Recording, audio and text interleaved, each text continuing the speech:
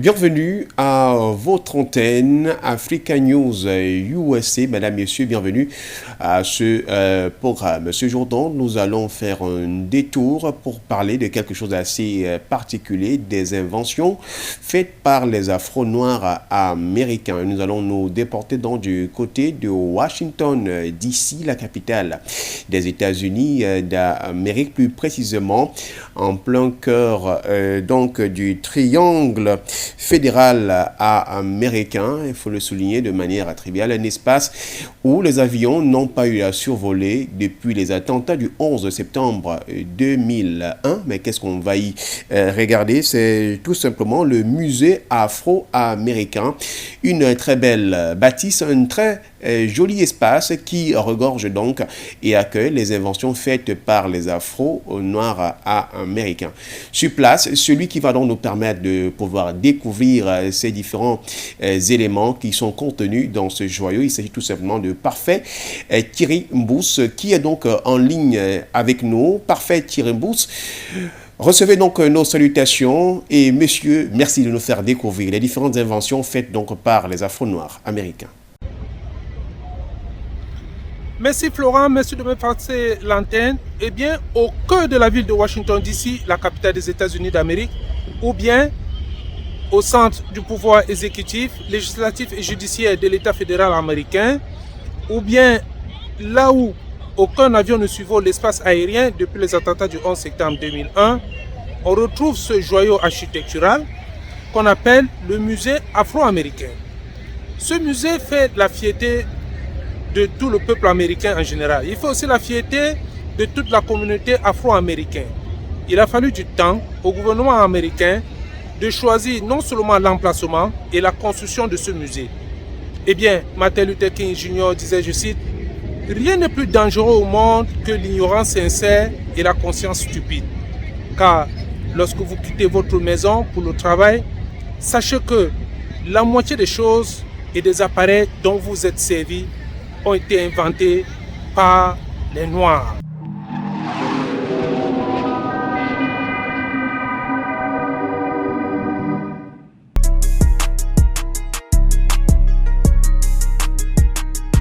Partis d'Afrique comme esclaves, les Afro-Américains ont su se battre contre l'esclavage, le lynchage, le racisme.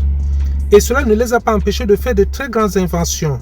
Des milliers d'inventions faites par des Afro-Américains peuvent être consultées à travers les tablettes du musée et de nos jours, à l'aide de l'Internet rapide, il suffit de faire une recherche à travers Google en cliquant Black Invention et vous aurez toute une longue liste des inventions faites par les Afro-Américains.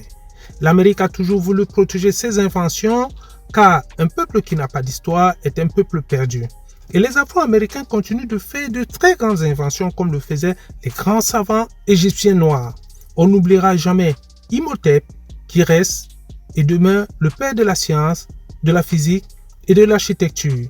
Alors, ce musée fait la fierté de tout le peuple américain en général, mais aussi ce musée fait la fierté de toute la communauté afro-américaine en particulier. Il a fallu du temps au gouvernement américain de décider de l'emplacement exact de la construction de ce musée ici en plein cœur de la ville de Washington DC. Tout avait commencé par le président George Bush Jr. et c'est le président Barack Obama qui va très vite accélérer les travaux sous la coordination du directeur du musée, M. Lanny Bush. Car les preuves d'invention faites par les Afro-Américains étaient très mal connues par certains Américains qui n'avaient pas d'accès aux preuves d'invention. Car ces inventions se trouvaient dans le bâtiment du département d'archives de l'État fédéral américain. Ce musée national de l'histoire et de la culture afro-américaine est donc une vaste destination complète et consacrée exclusivement à l'exploration et à la documentation et à la présentation de l'histoire afro-américaine. Et grâce à l'appui du Congrès américain, en 2003, l'aboutissement de décennies d'efforts pour établir un musée national qui promeut et met en valeur les contributions des Afro-Américains verra donc le jour. À ce jour, le musée a pu collecter près de 37 000 objets et plus de 170 000 personnes sont devenues membres fondateurs. Le musée a ouvert ses portes au public le 24 septembre 2016 en tant que 19e musée et le plus récent de l'Institut Smithsonian. De l'esclavage aux grandes inventions faites par les Afro-Américains, tout peut être consulté à l'intérieur de ce musée. Certaines grandes inventions ont retenu notre attention. Je ne citerai pas toutes car elles sont nombreuses.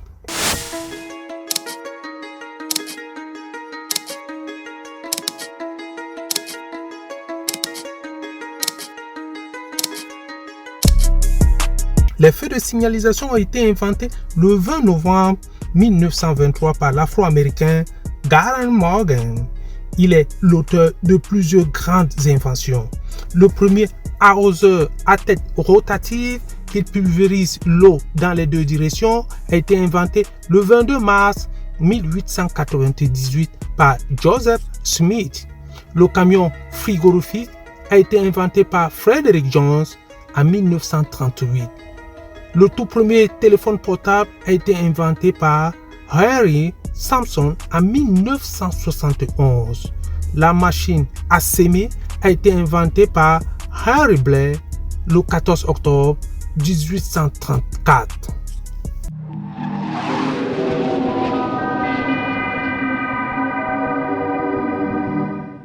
Thierry Mbousse, vous êtes donc en ligne avec nous et en direct du côté de Washington DC. Ça, on l'a dit. Nous voudrions savoir pourquoi l'architecture de ce bâtiment est très différente de celle des autres musées qui sont juste à côté du musée afro-américain et quel est le nom de l'architecte, bien entendu, de ce musée. Eh bien, l'architecte de ce musée est un Africain. Il s'appelle David Adjaye. Il est d'origine ghanéenne. Il avait utilisé une sculpture de la tribu des Yoruba. Alors, la signification de cette sculpture, c'est quoi? Je suis le maître de la terre et je porte sur moi toute la responsabilité. Et grâce à moi, le monde vit. Et dites-nous, parfait Thierry Mbousse, est-ce que la construction de ce musée a-t-il un impact sur la communauté américaine en général et qu'est-ce qu'elle apporte à la communauté noire plus précisément? Eh bien, aux États-Unis d'Amérique, pendant le mois de décembre de chaque année, on enseigne les grandes inventions faites par les Afro-Américains aux élèves de l'école primaire. Et ceci réduit le complexe de supériorité et d'infériorité entre les races. Et en Afrique, on peut bien faire cela, car l'Afrique aussi a aussi fait de très grandes inventions. Il faut aussi préciser qu'aux États-Unis d'Amérique, on retrouve les Blancs qui ont les ancêtres noirs. Et on retrouve aussi les Noirs qui ont les ancêtres blancs. Alors, ces deux grands groupes que je viens de citer savent gérer les complexes de supériorité et d'infériorité. Et grâce à ces deux grands groupes, les inégalités sont très réduites entre les races. Pour sortir de notre échange avec vous et notre communication, parfait Thierry Mbousse, dites-nous, y a-t-il d'autres monuments érigés en la mémoire des grands leaders afro-américains à Washington DC, à l'instar de Malcolm X, Martin Luther King Jr. ou encore Jesse Jackson? Eh bien, à titre de rappel, l'architecte de la ville de Washington est un Afro-Américain. À ma connaissance, il y a le monument de Martin Luther King Jr. Il est placé non loin du monument de Abraham Lincoln, là où il avait prononcé son discours I Have a Dream. On peut aussi retrouver sur la Pennsylvania Avenue, c'est-à-dire là où les chefs d'État reçoivent les bains de foule, après avoir prêté serment au Capitol Hill, on retrouve une statue, elle est la plus haute sur la Pennsylvania Avenue. C'est la statue de l'ancien maire de la ville de Washington DC. C'était un Afro-Américain. Il s'appelle Mario Barry. Et Mario Barry, il avait battu même le record. Il avait fait 4 mandats ici, dans la ville de Washington, D.C., la capitale des États-Unis d'Amérique. Et on retrouve aussi le monument du père de l'histoire des Noirs, qui s'appelait le docteur Carter Woodson. Ce monument est situé sur la Road Avenue, non loin de la Maison Blanche toujours.